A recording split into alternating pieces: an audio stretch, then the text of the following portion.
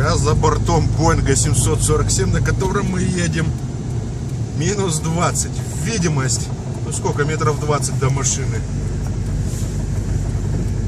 Метель охренеть какая. Едем прямо, видим лес, да? Ну да.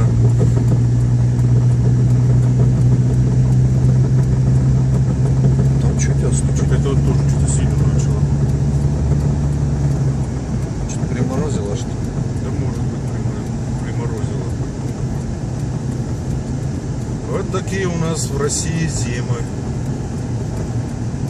Перед Сочи.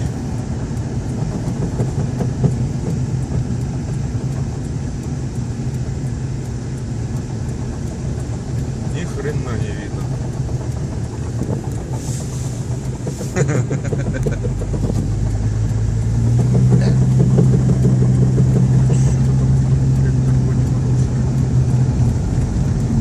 Так что, ребята, в такую погоду лучше сидеть дома и никуда не ехать.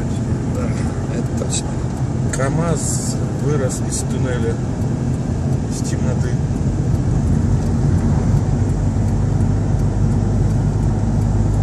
Мичуринский. Это мы едем, как его, в Черкесск. Километров 30, не доезжая до него.